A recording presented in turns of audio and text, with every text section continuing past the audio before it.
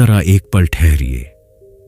क्या आप भी रोजमर्रा की वही जिंदगी जी रहे हैं जहां सुबह उठते ही मोबाइल चेक करते हैं, फिर वही ऑफिस, वही टारगेट्स, वही तनाव, और फिर रात को थककर बिस्तर पर गिर जाना? कभी सोचा है हम अपने जीवन को क्यों सिर्फ जी रहे हैं, डिजाइन क्यों नहीं कर रहे? क्या जिंदगी बस हुआ तो हुआ की तरह गुजरनी चाहिए, या फिर इसे हम खुद अपने हाथों से ढाल सकते हैं, जैसे एक आर्किटेक्ट अपना सपना बनाता है? यही सवाल उठाती है ये क्रांतिकारी किताब डिजाइन योर थिंकिंग, जहां लेखक पवन सोनी बताते हैं सोचना एक कला है और हर कला को सीखा जा सकता है। ये किताब क्यों एक सोच की क्रांति है? इस किताब की शुरुआत एक बुनियादी लेकिन बहुत गहरी सच्चाई से होती है। हम जो सोचते हैं उसका 90% हिस्सा उधार लिया हुआ होता है। हमारा समाज, हमारा सिस्टम, हमारे माता पिता, स्कूल, कॉलेज, बॉस, हर कोई हमारी सोच को एक सांचे में ढालता है। लेकिन सवाल यह है, क्या आपने कभी अपनी ओरिजिनल थिंकिंग को जगाने की कोशिश की है? पवन सोनी कहते हैं कि आज का दौर इंफॉर्मेशन एज से निकलकर इनोवेशन एज में पहुंच चुका है। अब वो सफल है जो अलग सोचता है, जो सवाल करता है, जो परंपरा को चुनौती देता है और नए समाधान खोजता है। और यहीं पर आता है डिजाइन थिंकिंग। डिजाइन थिंकिंग क्या है? डिजाइन थिंकिंग एक स्ट्रक्चर्ड लेकिन फ्लेक्सिबल सोचने की प्रक्रिया है, जिसका इस्तेमाल सबसे सफल कंपनियां, इनोवेटर्स और क्रिएटिव लीडर्स करते हैं। यह 5 चरणों पर आधारित है। 1. एम्पथाइज, सहानुभूति, दूसरे के नजरिए से महसूस करना, अपने यूजर या सामने वाले की तकलीफ, जरूरत और भावना को समझना। 2. डिफाइन, समस्या की पहचान, असल में समस्या क्या है इसे सही शब्दों में पकड़ना। 3. आइडिएट, विचारों की बौछार, बिना डर के, बिना फिल्टर के कई विकल्प खोजना, आउट ऑफ द बॉक्स सोच पैदा करना। 4. प्रोटोटाइप, समाधान का खाका, विचारों को जल्दी से आकार देना, उन्हें मूर्त रूप में देखना। 5. टेस्ट, परीक्षण और सुधार, समाधान को आजमाना, फीडबैक लेना और उसे और बेहतर बनाना। यही तरीका एक आम व्यक्ति को भी एक डिजाइनर जैसी सोच रखने वाला बना सकता है। भारत में डिजाइन थिंकिंग की खास जरूरत क्यों है? भारत जैसे देश में जहां शिक्षा प्रणाली सोच से ज्यादा रटने पर जोर देती है, जहां करियर का मतलब सिर्फ डॉक्टर, इंजीनियर या सरकारी नौकरी माना जाता है, वहां क्रिएटिविटी को सम्मान नहीं, शक की नजर से देखा जाता है। पवन सोनी इस सोच को तोड़ते हैं। वे कहते हैं, आपके अंदर वो आग पहले से है, बस आपको खुद से एक सवाल पूछना है, मैं चीजों को ऐसे क्यों मान रहा हूं जैसे वे हैं? इस किताब में लेखक ने स्कूल से लेकर स्टार्टअप्स, सीईओ से लेकर कॉलेज स्टूडेंट्स तक के लिए सोच की नई क्रांति की बात की है।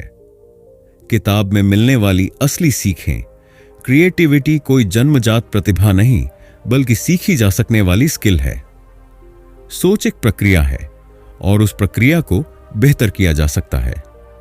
आप अपने दिमाग को वैसा ही ट्रेंड कर सकते हैं जैसे कोई कोडर कंप्यूटर को। सवाल पूछना सबसे बड़ा हुनर है, क्योंकि हर महान उत्तर की शुरुआत एक बेहतर सवाल से होती है। अंतिम लेकिन गहरा सवाल। अब जब आप जान गए हैं कि सोच को भी डिजाइन किया जा सकता है, तो सोचिए, अगर आपकी जिंदगी एक प्रोडक्ट होती तो क्या आप उसे यूं ही बेटा वर्जन में छोड़ देते या उसका फाइनल एक्स्ट्रॉर्डिनरी वर्जन बनाना चाहते? और अगर हां, तो कब शुरू करेंगे आप अपनी सोचने को डिजाइन करना? आज से या फिर कल भी नहीं? अध्याय 1, सोच को डिजाइन करना क्यों जरूरी है? क्या हमारी सोच अपग्रेड की जरूरत में है? हम इंसान एक सोचने वाली मशीन की तरह हैं। हर दिन, हर पल हम डिसीजंस लेते हैं, छोटे भी और बड़े भी। लेकिन क्या कभी आपने सोचा है कि हम सोचते कैसे हैं? क्या हमारी सोच आज के जमाने की जटिल समस्याओं को हल करने के लिए पर्याप्त है? ट्रेडिशनल थिंकिंग एक सीधी रेखा की तरह होती है, लिनियर थिंकिंग। इसमें हम किसी समस्या को पहचानते हैं, फिर समाधान ढूंढते हैं और उस पर अमल कर देते हैं। लेकिन आज की दुनिया इतनी सिंपल नहीं रह गई है। आज की दुनिया क्यों मांगती है एक नई सोच? आज की दुनिया में एक ही समस्या के कई पहलू होते हैं। एक बिजनेस प्रॉब्लम सिर्फ प्रॉफिट या लॉस की नहीं होती, बल्कि उसमें कस्टमर की जरूरतें, टेक्नोलॉजी का बदलाव, सोशल इम्पैक्ट और इनोवेशन भी जुड़ा होता है। पारंपरिक सोच इस कम्प्लेक्सिटी को संभाल नहीं पाती।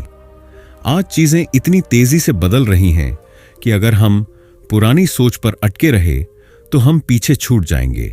इंटरनेट, एआई, ऑटोमेशन जैसी टेक्नोलॉजीज ने डिसीजन मेकिंग को फास्ट और रिस्पॉन्सिव बनाना जरूरी कर दिया है। अब बिजनेसेस केवल प्रोडक्ट्स नहीं बेचते बल्कि अनुभव देते हैं। यूजर की जरूरतों को समझे बिना कोई भी इनोवेशन सस्टेनेबल नहीं रह सकता। यहां पर आता है डिजाइन थिंकिंग, एक ऐसी सोच जो हमें पारंपरिक पैटर्न से बाहर लाकर प्रॉब्लम्स को एम्पैथेटिकली यानी दूसरों की नजर से देखने की क्षमता देती है। डिजाइन थिंकिंग क्या है? डिजाइन थिंकिंग एक स्ट्रक्चर्ड और क्रिएटिव तरीका है जिससे हम प्रॉब्लम्स को इंसानी नजरिए से देखते हैं और सॉल्यूशंस को प्रैक्टिकल, डिजायरेबल और सस्टेनेबल बनाते हैं। इसमें 3 कोर पिलर्स होते हैं। एम्पैथी, यूजर की जरूरतों और भावनाओं को गहराई से समझना। आइडिएशन, कई संभावित आइडियाज बनाना बिना जजमेंट के। एक्सपेरिमेंटेशन, प्रोटोटाइप्स बनाकर उन्हें रियल वर्ल्ड में टेस्ट करना। Design thinking versus traditional thinking. Traditional thinking, design thinking. Problem centric, user centric, linear, सीधा रास्ता। इटरेटिव, घूम फिरकर लगातार सुधार। Logical and analytical, creative and empathetic, focus on efficiency. Focus on desirability. Design thinking में पहला और सबसे क्रूशियल स्टेप है एम्पैथी। मतलब किसी भी समस्या को अपनी नजर से नहीं, उस इंसान की नजर से देखना जो उस समस्या से गुजर रहा है। यही हमें इंसाइट देता है जो सरफेस लेवल अंडरस्टैंडिंग से कहीं ज्यादा गहरा होता है। Empathy is not just about putting yourself in someone's shoes, it's about feeling their blisters. Empathy हमें उन सवालों तक पहुंचाता है जो सामान्य सोच में छूट जाते हैं। यूजर असल में चाहता क्या है? उसे कौन सी असुविधा सबसे ज्यादा परेशान करती है? क्या वो खुद अपनी प्रॉब्लम को ठीक से समझता है? क्यों एंटरप्रेन्योर और लीडर को चाहिए डिजाइन थिंकिंग? एंटरप्रेन्योर्स को न सिर्फ आइडियाज की जरूरत होती है बल्कि ऐसे सॉल्यूशंस की जरूरत होती है जो लोगों के काम आए। डिजाइन थिंकिंग उन्हें लोगों की जरूरतों को समझने और सही सॉल्यूशंस डिजाइन करने में मदद करता है। लीडर्स को डायनामिक सिचुएशंस में फैसले लेने होते हैं। डिजाइन थिंकिंग उन्हें एजाइल बनाता है। वो अपने डिसीजंस को यूजर फीडबैक से लगातार बेहतर बना सकते हैं। पर्सनल लाइफ में भी हम जब अपने रिलेशनशिप्स या गोल्स को समझने के लिए दूसरों की पर्सपेक्टिव अपनाते हैं तो हम बेहतर समझ और फैसले ले पाते हैं। Case study, Airbnb. Design thinking की असली ताकत एयरबीएनबी शुरुआत में स्ट्रगल कर रही थी। जब इसके फाउंडर्स ने अपने ग्राहकों के घरों में रहना शुरू किया तो उन्हें असली इंसाइट्स मिले कि यूजर्स को क्या चाहिए। हाई क्वालिटी फोटोज, ट्रस्ट और साफ सुथरा अनुभव। इसी एम्पैथी ने एयरबीएनबी को $1 बिलियन कंपनी बना दिया। डिजाइन थिंकिंग सिर्फ डिजाइनर्स के लिए नहीं है। यह एक मिथ है कि डिजाइन थिंकिंग सिर्फ डिजाइनर्स या आर्टिस्ट्स के लिए है। असल में यह माइंडसेट हर किसी के लिए है। एक टीचर जो बच्चों को अच्छे से पढ़ाना चाहता है, एक मैनेजर जो टीम की परफॉर्मेंस बढ़ाना चाहता है, या एक पेरेंट जो अपने बच्चे को समझना चाहता है। इस अध्याय से क्या सीखा? आज की दुनिया की प्रॉब्लम्स मल्टी डायमेंशनल हैं। उन्हें पुरानी लिनियर सोच से नहीं सुलझाया जा सकता। डिजाइन थिंकिंग हमें इंसानों की जरूरतों को समझने और प्रैक्टिकल क्रिएटिव सॉल्यूशंस बनाने का तरीका देता है। एम्पैथी, एक्सपेरिमेंटेशन और कोलैबोरेशन ये नई सोच की नींव है। डिजाइन थिंकिंग कोई लग्जरी नहीं बल्कि आज के दौर की एक जरूरत है। सोचने लायक सवाल, अगर हम इंसानों की सोच को डिजाइन कर सकते हैं तो क्या हम क्रिएटिविटी को भी सिखा सकते हैं? और अगर हां तो कैसे? क्या हर इंसान में एक डिजाइनर छुपा होता है? जानिए अगले अध्याय में क्रिएटिविटी को समझने और जागृत करने का विज्ञान। अध्याय 2, डिजाइन थिंकिंग के 6 बिल्डिंग ब्लॉक्स। डिजाइन थिंकिंग सिर्फ एक तरीका नहीं बल्कि एक माइंडसेट है, और इस माइंडसेट को मजबूत बनाने के लिए कुछ बुनियादी ईंटों की जरूरत होती है। लेखक पवन सोनी। इसे 6 building blocks of design thinking कहते हैं। ये 6 ब्लॉक्स मिलकर आपकी सोच को ज्यादा रचनात्मक, लचीला और असरदार बनाते हैं। तो आइए समझते हैं कि कैसे हर इंसान इन बिल्डिंग ब्लॉक्स को विकसित कर सकता है और एक डिजाइनर जैसी सोच अपना सकता है। 1. कॉन्शियसनेस। सोचो, देखो, जागो। हर बदलाव की शुरुआत जागरूकता से होती है। अगर आप नहीं जानते कि आप कैसे सोचते हैं, तो आप अपनी सोच को सुधार भी नहीं सकते। लेखक क्या कहते हैं?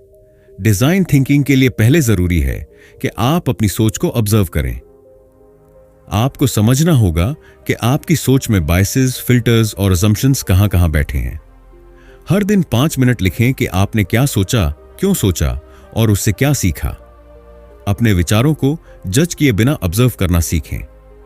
बायस अवेयरनेस, जैसे कन्फर्मेशन बायस या ओवर कॉन्फिडेंस, इन्हें पहचानिए। क्यों जरूरी है? क्योंकि अगर आपकी सोच नींद में है तो आपके सॉल्यूशंस भी अधूरे होंगे। 2. क्यूरियोसिटी। सवाल करो, खोजो। जिज्ञासा ही वो बीज है जिससे क्रिएटिविटी और इनोवेशन की फसल उगती है। लेखक क्या कहते हैं? दुनिया में जितने भी बड़े आविष्कार हुए हैं वो एक सवाल से शुरू हुए। क्या ऐसा हो सकता है? बच्चों की तरह सोचो, वो हर चीज पर सवाल करते हैं। सवालों से ही हमें चीजें गहराई से समझने को मिलती हैं। क्यों? जरेनिया, क्या होगा अगर? जरेनिया, और कैसे? इन सवालों को अपनी दिनचर्या में शामिल कीजिए। टाइडी टॉक्स, पॉडकास्ट सुने जो आपके कंफर्ट जोन से बाहर हों। क्यों जरूरी है? क्योंकि बिना सवाल किए आप एग्जिस्टिंग आइडियाज को ही घुमाते रहेंगे। नई सोच की शुरुआत क्यूरियोसिटी से होती है। 3. कमिटमेंट। डटे रहो। सिर्फ सोचना काफी नहीं, डटे रहना, लगातार प्रैक्टिस करना और एक्शन लेना भी जरूरी है। लेखक क्या कहते हैं? डिजाइन थिंकिंग एक डिसिप्लिन है, इंस्पिरेशन नहीं। इसका मतलब है कि आपको थिंकिंग हैबिट्स को रूटीन बनाना पड़ेगा। क्रिएटिविटी के पीछे कंसिस्टेंसी छिपी होती है। रोजाना छोटे डिजाइन चैलेंजेस लें, जैसे किसी ऑब्जेक्ट का नया उपयोग ढूंढना। लॉन्ग टर्म गोल्स को छोटे टास्क्स में बांटें और रोज एक काम जरूर करें। क्यों जरूरी है? क्योंकि जो सोच बस दिमाग में रह जाती है वो इनोवेशन नहीं बनती। 4. साझेदारी। अकेले नहीं, साथ मिलकर। आइडियाज अकेले नहीं जन्म लेते, वो टकराते हैं, जुड़ते हैं और इवॉल्व होते हैं। लेखक क्या कहते हैं? डाइवर्स टीम्स ज्यादा इफेक्टिव होती हैं। जब अलग अलग बैकग्राउंड्स, सोच और अनुभव मिलते हैं तभी असली इनोवेशन होता है। फीडबैक को ईगो पर नहीं, लर्निंग के अवसर की तरह लें। क्रॉस फंक्शनल ब्रेनस्टॉर्मिंग सेशंस करें। एक हां और संस्कृति अपनाएं जहां आइडियाज को रिजेक्ट करने के बजाय बढ़ावा मिले। कंस्ट्रक्टिव फीडबैक देना और लेना सीखें। क्यों जरूरी है? क्योंकि कोलैबोरेशन से ब्लाइंड स्पॉट्स कम होते हैं और सॉल्यूशन होलिस्टिक बनता है। 5. क्रिएटिविटी। नए रास्ते बनाओ। क्रिएटिविटी एक स्किल है, न कि कोई जादुई गुण, और यह तब बढ़ती है जब आप सीमाओं में सोचते हैं। लेखक क्या कहते हैं? क्रिएटिविटी तब पैदा होती है जब आप कॉन्स्ट्रेंट्स में भी समाधान खोजने की कोशिश करते हैं। लैटरल थिंकिंग और डाइवर्जेंट थिंकिंग क्रिएटिव आइडियाज को जन्म देती हैं। किसी ऑब्जेक्ट को 10 नए तरीकों से इस्तेमाल करने की कोशिश करें। डिजाइन चैलेंजेस लें, जैसे बिना किसी स्क्रीन के बच्चों को कैसे सिखाएं। विजुअलाइजेशन टेक्निक्स, माइंड मैप्स और स्केचिंग अपनाएं। क्यों जरूरी है? क्योंकि क्रिएटिविटी ही वो धागा है जो डिस्परेट आइडियाज को जोड़कर नया समाधान बनाती है। अच्छा, क्रिटिकल थिंकिंग। हर चीज को जांचो। इनोवेटिव आइडियाज तब तक अधूरे हैं जब तक वो लॉजिकल स्क्रूटनी से न गुजरें। लेखक क्या कहते हैं? हर सॉल्यूशन को टेस्ट करना जरूरी है। हमें अपने ही आइडियाज को चैलेंज करना चाहिए। फेक न्यूज और कॉग्निटिव बायसेस से लड़ने के लिए क्रिटिकल थिंकिंग जरूरी हथियार है। 2 पर्सपेक्टिव से किसी भी मुद्दे को एनालाइज करें। डेविल्स एडवोकेट अप्रोच अपनाएं। अपने ही आइडिया की कमियां ढूंढें। डेटा और तथ्यों पर आधारित निर्णय लें। क्यों जरूरी है? क्योंकि क्रिटिकल थिंकिंग से ही आपकी क्रिएटिविटी रियल वर्ल्ड में काम करती है। इस अध्याय से क्या सीखा? डिजाइन थिंकिंग कोई जादू नहीं, बल्कि एक स्ट्रक्चर्ड सोच है जिसे 6 पिलर्स पर खड़ा किया जाता है। कॉन्शियसनेस, खुद की सोच को जानो। क्यूरियोसिटी, सवाल करो। कमिटमेंट, कंसिस्टेंट रहो, कोलैबोरेशन, मिलकर सोचो, क्रिएटिविटी, नए सॉल्यूशंस ढूंढो, क्रिटिकल थिंकिंग, विचारों को जांचो। अगर आप इन 6 फाउंडेशंस को अपनी सोच में उतार लें तो आप किसी भी कॉम्प्लेक्स प्रॉब्लम को क्रिएटिव और इंपैक्टफुल ढंग से हल कर सकते हैं। सोचने लायक सवाल: अगर हर इंसान के अंदर सोचने की ये ताकत है तो फिर क्रिएटिविटी कुछ लोगों तक ही क्यों सीमित लगती है? क्या रचनात्मकता एक प्रक्रिया है जिसे कोई भी सीख सकता है? जानिए अगले अध्याय में क्रिएटिविटी को डिजाइन करने की कला और विज्ञान। अध्याय 3, डिजाइन थिंकिंग को एक्शन में कैसे लाएं। आपने पहले 2 अध्यायों में जाना कि डिजाइन थिंकिंग एक माइंडसेट है जिसमें चेतना, जिज्ञासा, प्रतिबद्धता, सहयोग, रचनात्मकता और समालोचनात्मक सोच जैसे तत्व होते हैं। लेकिन अब सबसे अहम सवाल यह है, क्या सिर्फ सोचने से कुछ बदलता है? नहीं, बदलाव तब आता है जब आप इस सोच को एक्शन में लाते हैं। डिजाइन थिंकिंग को लागू करने के लिए एक व्यवहारिक प्रक्रिया है जिसे हम 5 स्टेप में समझ सकते हैं: empathize, define, ideate, prototype, test. आइए इस अध्याय में इन 5 चरणों को विस्तार से समझते हैं और जानते हैं कि इन्हें अपने काम, बिजनेस और व्यक्तिगत जीवन में कैसे अपनाया जाए। 1. एम्पथाइज, समस्या को महसूस करो। डिजाइन थिंकिंग की शुरुआत प्रॉब्लम को सॉल्व करने से नहीं, उसे समझने से होती है, और वो भी यूजर की नजर से। लेखक क्या कहते हैं? एम्पैथी यानी दूसरों के अनुभव को गहराई से समझना। यह चरण आपको प्रॉब्लम को सरफेस लेवल से हटाकर कोर लेवल पर समझने में मदद करता है। अभ्यास: यूजर इंटरव्यू लें, उन्हें ओपन एंडेड सवाल पूछें, ऑब्जर्वेशन करें, लोग किसी समस्या से कैसे जूझते हैं उसे देखें। एम्पैथी मैप्स या यूजर पर्सोनास बनाएं। क्यों जरूरी है? क्योंकि जब तक आप महसूस नहीं करेंगे कि सामने वाले को क्या दर्द है, आप उनके लिए सच्चा समाधान नहीं बना सकते। 2. डिफाइन, सही समस्या पकड़ो। एम्पैथाइज के बाद अब आपको गैदर्ड इनसाइट्स को एक क्लियर और एक्शनेबल प्रॉब्लम स्टेटमेंट पे बदलना होता है। लेखक क्या कहते हैं? गलत समस्या का सही हल भी बेकार होता है। डिफाइन फेज में एम्बिग्युइटी को क्लैरिटी में बदला जाता है। अभ्यास: हाउ माइट वी, स्टेटमेंट्स का प्रयोग करें, जैसे how might we help elderly people use smartphones confidently. एक focused, human centric, actionable problem statement बनाएं। क्यों जरूरी है? क्योंकि डिफाइन करने से ही आपके विचार दिशा पाते हैं। बिना दिशा के रचनात्मकता भी बिखर जाती है। 3. आइडिएट, विचारों की बाढ़ लाओ। अब आप प्रॉब्लम समझ चुके हैं तो जरूरत है अधिक से अधिक समाधान सोचने की। क्वांटिटी ज्यादा जरूरी है, यहां क्वालिटी बाद में आएगी। लेखक क्या कहते हैं? आपको जजमेंट को सस्पेंड करके सोचने की जरूरत है। ब्रेनस्टॉर्मिंग, स्कैम्पर, माइंड मैपिंग जैसे टूल्स का प्रयोग करें। वाइल्ड आइडियाज को भी स्पेस दें, वहीं से ब्रेक थ्रू सॉल्यूशंस निकलते हैं। अभ्यास: यस एंड अप्रोच अपनाएं ताकि एक विचार से दूसरा जुड़ता जाए। वर्स्ट पॉसिबल आइडिया एक्सरसाइज करें, मजेदार तरीके से सोचने की ब्लॉकेज हटाएं। मिनिमम 50 आइडियाज की लिस्ट बनाएं, क्वांटिटी से ही नॉवेल्टी आती है। क्यों जरूरी है? क्योंकि इनोवेशन तब होता है जब आप कंफर्ट जोन से बाहर निकलते हैं और बोल्डली सोचते हैं। 4. प्रोटोटाइप, सोच को आकार दो। अब बारी है आपके एब्स्ट्रैक्ट आइडियाज को विजुअल और टेंजिबल रूप देने की। प्रोटोटाइप का मकसद है फौरन कुछ बनाना जिसे दिखाया, समझाया और सुधारा जा सके। लेखक क्या कहते हैं? प्रोटोटाइप्स कॉस्टली नहीं होते, ये बस विचारों के मॉडल्स होते हैं। ये आपकी लर्निंग को तेज कर देते हैं क्योंकि आप फौरन फीडबैक पा सकते हैं। अभ्यास: sketches, paper models, story boards, digital mockups बनाइए। जल्दी बनाओ, जल्दी फेल करो, जल्दी सुधार करो। Fail fast, learn fast. User से इन पर प्रतिक्रिया लो। क्यों जरूरी है? क्योंकि बिना कुछ दिखाए आप कभी नहीं जान सकते कि आपकी सोच सही दिशा में जा रही है या नहीं। 5. टेस्ट, सच्चाई से मिलो। अब आप अपने प्रोटोटाइप को यूजर्स के सामने रखकर फीडबैक लेते हैं। टेस्टिंग का उद्देश्य सफलता पाना नहीं बल्कि सीखना होता है। लेखक क्या कहते हैं? टेस्टिंग से असम्पशंस का ट्रूथ सामने आता है।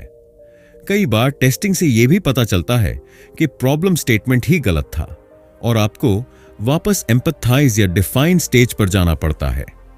अभ्यास, टेस्ट को स्ट्रक्चर्ड और यूजर सेंट्रिक बनाएं। ऑब्जर्व करें, डॉक्यूमेंट करें और यूजर से खुलकर बात करें। अगर सॉल्यूशन काम नहीं कर रहा तो डरिए मत, इटरेट कीजिए। क्यों जरूरी है? क्योंकि असली दुनिया ही आपकी सबसे सख्त टीचर है। वहीं से असली सीख मिलती है। डिजाइन थिंकिंग की असली ताकत, इटरेशन। लेखक बार बार इस बात पर जोर देते हैं कि डिजाइन थिंकिंग कोई लीनियर प्रक्रिया नहीं है।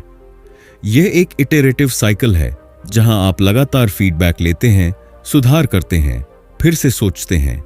इसका मतलब यह नहीं कि आपने एक बार 5 स्टेप पूरे किए और बस, बल्कि बार बार इन चरणों से गुजरते रहना होता है। उदाहरण के तौर पर, आपने कुछ एम्पैथेटिक इंटरव्यूज लिए, डिफाइन किया, आइडिएट किया और प्रोटोटाइप बनाया। टेस्टिंग के दौरान आपको यूजर ने बताया कि आपने समस्या ही गलत समझी थी। अब आपको दोबारा एम्पैथाइज स्टेज पर जाना होगा। यही फ्लेक्सिबिलिटी और फीडबैक ड्रिवन सुधार डिजाइन थिंकिंग को बाकी तरीकों से अलग बनाता है। एक सवाल, अगर समस्या को हल करने की यह प्रक्रिया इतनी प्रभावशाली है तो फिर भी ज्यादातर संगठन और लोग इसे अपनाने में असफल क्यों होते हैं? क्या डिजाइन थिंकिंग के रास्ते में कोई मानसिक या सांस्कृतिक रुकावटें हैं? जानिए अगले अध्याय में डिजाइन थिंकिंग की बाधाएं और उनसे कैसे पार पाएं। अध्याय 4, पर्सनल और प्रोफेशनल लाइफ में डिजाइन थिंकिंग का इस्तेमाल कैसे करें। सोच का इस्तेमाल सिर्फ कंपनियां नहीं करती, इंसान भी कर सकते हैं। डिजाइन थिंकिंग को अक्सर एक बिजनेस टूल या स्टार्टअप मेथोडोलॉजी समझा जाता है, लेकिन लेखक पवन सोनी इस अध्याय में बताते हैं कि यह सोच सिर्फ उत्पादों या सेवाओं को डिजाइन करने के लिए नहीं है, बल्कि हम अपने जीवन, करियर, रिश्तों और सीखने की प्रक्रिया को भी डिजाइन कर सकते हैं। डिजाइन थिंकिंग कोई फिक्स तरीका नहीं, बल्कि एक जीवंत माइंडसेट है जिसे पर्सनल और प्रोफेशनल दोनों जिंदगी में अपनाया जा सकता है। ज्यादातर लोग अपना करियर डिफॉल्ट तरीके से चुनते हैं, जैसे समाज क्या कहता है या कौन सी नौकरी सेफ मानी जाती है। लेकिन डिजाइन थिंकिंग सिखाता है कि करियर एक प्रोजेक्ट की तरह होता है जिसे आजमाया, बदला और बेहतर किया जा सकता है। लेखक क्या कहते हैं? करियर एक लिनियर पाथ नहीं है। करियर को डिजाइन करने के लिए एक्सपेरिमेंटेशन जरूरी है। प्रयोगात्मक सोच, अपने स्ट्रेंथ्स, इंटरेस्ट्स और वैल्यूज को एम्पैथी से समझो, खुद के लिए एम्पैथाइज करो। How might I? सवाल पूछो जैसे, कैसे मैं एक करियर बना सकता हूं जो लेखन और सामाजिक प्रभाव को मिलाता है? अलग अलग पाथ्स का प्रोटोटाइप बनाओ। Internships, freelancing, shadowing. फीडबैक लो, क्या काम कर रहा है, क्या नहीं। उदाहरण, किसी इंजीनियर को अगर संगीत में पैशन है तो वह दोनों को जोड़ने वाले विकल्प तलाश सकता है, जैसे म्यूजिक टेक्नोलॉजी। करियर को एक जर्नी मानो जिसे आप इवॉल्व करते हो, न कि एक फाइनल गोल जिसे बस पा लेना है। स्टार्टअप्स और इनोवेशन, ग्राहकों के लिए समाधान सिर्फ प्रोडक्ट नहीं, डिजाइन थिंकिंग का मूल उद्देश्य है। इंसानन की जरूरतें समझकर उनके लिए मूल्य निर्माण करना। लेखक क्या कहते हैं? कई स्टार्टअप्स असफल होते हैं क्योंकि वे पहले सॉल्यूशन बनाते हैं, फिर जबरदस्ती मार्केट खोजते हैं। सच्चा इनोवेशन वही होता है जहां ग्राहक की असली प्रॉब्लम को एम्पैथी से समझा गया हो। स्टार्टअप में प्रयोग, एम्पैथाइज करें, ग्राहकों के साथ ऑब्जर्व करें, इंटरव्यूज लें, उनकी जिंदगी में फ्रिक्शन पॉइंट्स खोजें। प्रोटोटाइप बनाएं और रियल फीडबैक लें। ये ना पूछें क्या आपको ये पसंद है, बल्कि पूछें क्या आप इसे इस्तेमाल करेंगे। उदाहरण, ओला उबर ने टैक्सी की सुविधा को ही नहीं बदला, बल्कि इंसानों के ट्रैवल बिहेवियर को समझकर सॉल्यूशन दिया। इनोवेशन कोई यूरेका मोमेंट नहीं, बल्कि ये समस्याओं को मानवीय दृष्टिकोण से समझने और सुधारने की सतत प्रक्रिया है। पर्सनल और प्रोफेशनल जिंदगी दोनों में हम टीमों में काम करते हैं, परिवार, दोस्तों, सहकर्मियों या बिजनेस पार्टनर के रूप में। लेखक क्या कहते हैं? डाइवर्स टीम्स बेहतर सोचती हैं। फीडबैक और ओपन डायलॉग के बिना टीम क्रिएटिविटी खो देती है। टीम में डिजाइन थिंकिंग के तत्व कोलैबोरेशन को प्रोत्साहित करें, हर सदस्य की राय को सुनना। एम्पैथी, टीम के सदस्यों की भावनाओं और विचारों को समझना। आइडिएशन, एक व्यक्ति का आइडिया दूसरे के इनपुट से और बेहतर हो सकता है। अभ्यास, टीम रिट्रोस्पेक्टिव्स करें, क्या अच्छा हुआ, क्या सुधार सकते हैं। फीडबैक कल्चर बनाएं, जहां असहमति को पर्सनल न लिया जाए। टीम को मैनेज मत कीजिए, उसे डिजाइन कीजिए जहां हर सदस्य योगदान दे सके और ग्रोथ महसूस करे। हम में से ज्यादातर लोग लर्निंग को फॉर्मल एजुकेशन तक सीमित समझते हैं, लेकिन लेखक कहते हैं कि लर्निंग को क्यूरियोसिटी और एक्सपेरिमेंटेशन से जोड़ा जाना चाहिए। लेखक क्या कहते हैं? लाइफ लॉन्ग लर्निंग आज की सबसे जरूरी स्किल है। अगर आप तेजी से बदलती दुनिया में रेलेवेंट रहना चाहते हैं तो खुद को लगातार सीखने के लिए डिजाइन करना पड़ेगा। Design thinking plus learning, curiosity को कल्टीवेट करें, जो समझ नहीं आता उसी को एक्सप्लोर करें। लर्निंग प्रोटोटाइप्स बनाएं, छोटे प्रोजेक्ट्स या साइड हसल से नया सीखें। रिफ्लेक्ट करें, जर्नलिंग से समझें कि आपने क्या सीखा, क्या काम किया, क्या नहीं। उदाहरण, अगर कोई इंसान वीडियो एडिटिंग सीखना चाहता है तो वह YouTube पर एक माइक्रो कोर्स से शुरुआत कर सकता है, खुद का वीडियो बना सकता है और फीडबैक लेकर सुधार कर सकता है। सीखने की प्रक्रिया को रिजिड सिलेबस से निकालकर फ्लेक्सिबल डिजाइन माइंडसेट से जोड़ना, यही आज की जरूरत है। इस अध्याय का सबसे गहरा संदेश है, डिजाइन थिंकिंग से आप सिर्फ प्रोडक्ट्स नहीं बनाते, आप खुद को दोबारा बना सकते हैं। अपने जीवन, करियर, रिश्तों, आदतों और सोच को एक डिजाइनर की तरह देखना, जहां आप बार बार प्रश्न पूछते हैं, बदलाव करते हैं और बेहतर वर्जन की ओर बढ़ते हैं। इस अध्याय से मुख्य सीख क्षेत्र, डिजाइन थिंकिंग कैसे मदद करता है, करियर पैशन और पोटेंशियल के इंटरसेक्शन पर काम करना। स्टार्टअप ग्राहक की रियल नीड्स समझकर समाधान बनाना। टीम विविधता और सहयोग से इनोवेशन बढ़ाना। सीखना उत्सुकता और प्रयोग से ज्ञान अर्जित करना। सोचने लायक सवाल, अगर डिजाइन थिंकिंग इतना प्रभावशाली और लचीला है तो फिर इसका अडॉप्शन हर जगह क्यों नहीं होता? क्या इस माइंडसेट को अपनाने में कुछ मानसिक या सांस्कृतिक रुकावटें आती हैं? जानिए अगले अध्याय में डिजाइन थिंकिंग की सबसे बड़ी बाधाएं और उन्हें कैसे पार करें। अध्याय 5, भारत के उद्यमियों के उदाहरण। कैसे भारतीय स्टार्टअप्स ने डिजाइन थिंकिंग को अपनाया और सफलता पाई। जब हम डिजाइन थिंकिंग की बात करते हैं तो अक्सर सिलिकॉन वैली, एप्पल, गूगल जैसी कंपनियों का जिक्र होता है, लेकिन लेखक पवन सोनी इस अध्याय में हमें याद दिलाते हैं कि भारत में भी कई ऐसे उद्यमी और स्टार्टअप्स हैं जिन्होंने डिजाइन थिंकिंग के सिद्धांतों को अपनाकर समस्या केंद्रित, उपयोगकर्ता केंद्रित और नवाचारी समाधान विकसित किए हैं। यह अध्याय दर्शाता है कि कैसे भारतीय मानसिकता, संस्कृति और संदर्भ के भीतर भी इस सोच को सार्थक रूप से अपनाया जा सकता है। एश फ्लिपकार्ट, एक क्लिक में भारत को जोड़ने की सोच। 2007 में जब फ्लिपकार्ट शुरू हुआ तब भारत में ऑनलाइन शॉपिंग का इंफ्रास्ट्रक्चर बेहद कमजोर था। लोगों के पास क्रेडिट कार्ड्स नहीं थे, लॉजिस्टिक्स सिस्टम असंगठित था और भरोसे की बहुत कमी थी। डिजाइन थिंकिंग का प्रयोग, फ्लिपकार्ट ने भारतीय ग्राहकों की मानसिकता को समझा। उन्हें ऑनलाइन पर भरोसा नहीं था। ग्राहक की मुख्य समस्या थी, क्या मेरा ऑर्डर पहुंचेगा? आइडिएट एंड प्रोटोटाइप, फ्लिपकार्ट ने कैश ऑन डिलीवरी जैसे समाधान निकाले जो भारतीय उपभोक्ता की सोच से मेल खाता था। टेस्ट, इन विकल्पों का तेजी से परीक्षण हुआ और यूजर फीडबैक के आधार पर लगातार सुधार किए गए। परिणाम, आज फ्लिपकार्ट भारत की सबसे बड़ी ई कॉमर्स कंपनियों में से एक है। उनकी सफलता इस बात का प्रमाण है कि अगर आप ग्राहक की जरूरत को गहराई से समझें तो समाधान अपने आप बनते हैं। 2. बायजूस, सीखने को मजेदार और व्यक्तिगत बनाना। भारत में शिक्षा प्रणाली अक्सर एक रूप और टेस्ट ओरिएंटेड रही है। बच्चों के सीखने के अंदाज में भिन्नता को कभी गंभीरता से नहीं लिया गया। BYJUS ने छात्रों की समस्याओं को ध्यान से सुना, रट्टा मारने से नहीं, समझने से सीखना चाहते हैं। शिक्षा को एंगेजिंग, अडैप्टिव और पर्सनलाइज्ड बनाने की जरूरत थी। उन्होंने गेमिफिकेशन, एनिमेशन और स्टोरी टेलिंग को पढ़ाई में मिलाया।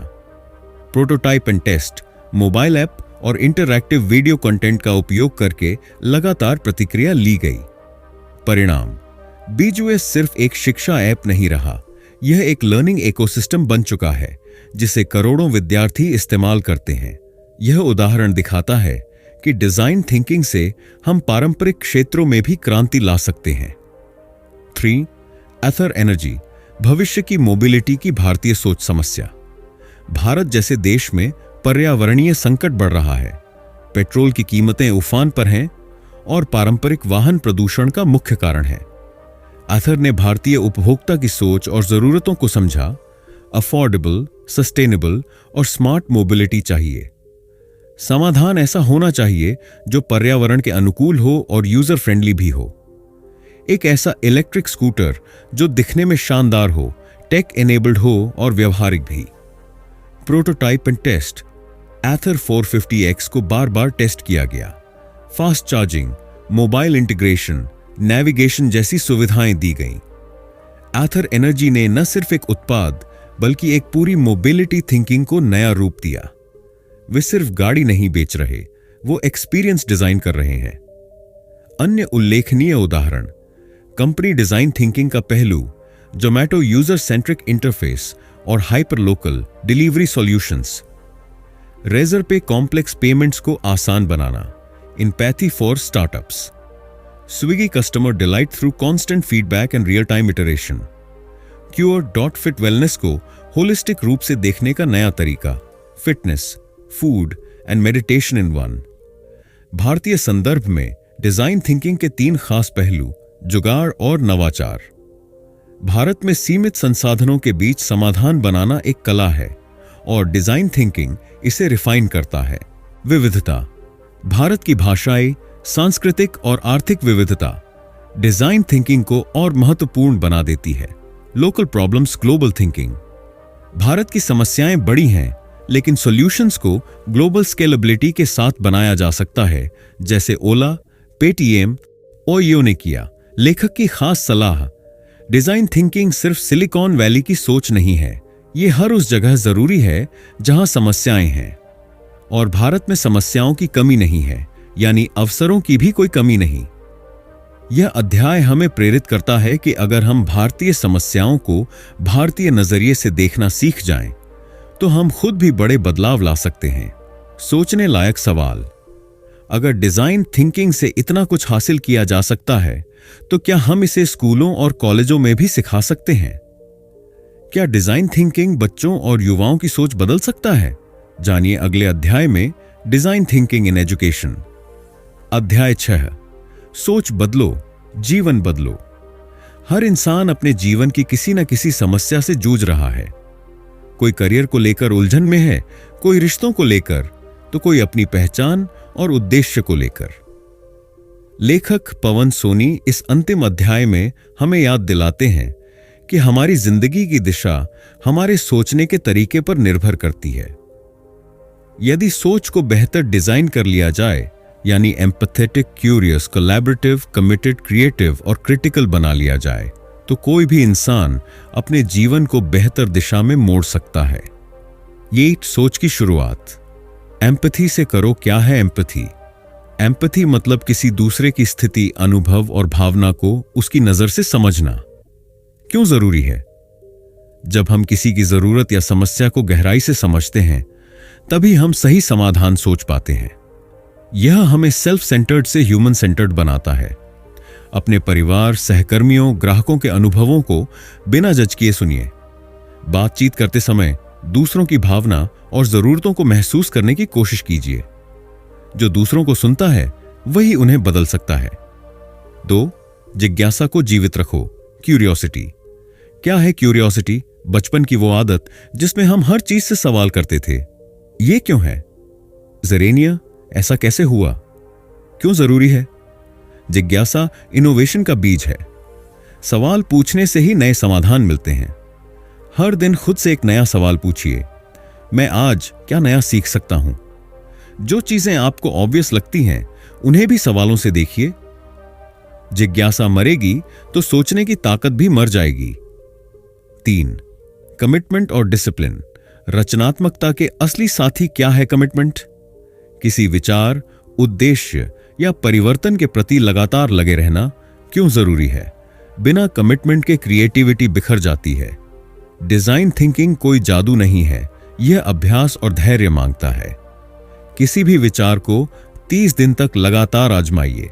छोटे लेकिन स्पष्ट लक्ष्य बनाइए और उन्हें पूरा करने की जिम्मेदारी लीजिए। क्रिएटिव लोग वही होते हैं जो हर दिन बैठकर काम करते हैं, न कि सिर्फ प्रेरणा आने का इंतजार करते हैं। 4. सहयोग और फीडबैक। क्या है सहयोग? दूसरों के साथ मिलकर समाधान खोजना क्यों जरूरी है? अकेले सोचने की क्षमता सीमित होती है। डाइवर्स पर्सपेक्टिव से बेहतर समाधान निकलते हैं। कोई भी नया विचार दोस्तों, टीम या परिवार के साथ डिस्कस कीजिए। फीडबैक को आलोचना नहीं, विकास का रास्ता मानिए। फीडबैक वो आईना है जो आपकी सोच को तेज करता है। 5. Critical thinking. क्या है क्रिटिकल थिंकिंग? किसी भी बात को फेस वैल्यू पर न लेकर उसे तर्क और प्रमाण के आधार पर जांचना क्यों जरूरी है? आज के दौर में फेक न्यूज, इमोशनल मैनिपुलेशन और बायसेस बहुत हैं। क्रिटिकल थिंकिंग हमें लॉजिकल और एथिकल निर्णय लेने में मदद करता है। किसी भी सूचना को 2 स्रोतों से वेरीफाई कीजिए। अपने विचारों और मान्यताओं को समय समय पर जांचिए। ब्लाइंड बिलीफ से बड़ा कोई खतरा नहीं। सवाल करो, सोचो और फिर भरोसा करो। जीवन में बदलाव कैसे लाएं? Design your day. हर दिन की शुरुआत 10 मिनट जर्नलिंग और दिन के गोल्स से करें। Start a why journal. रोज एक चीज पर क्यों और कैसे से सवाल करें।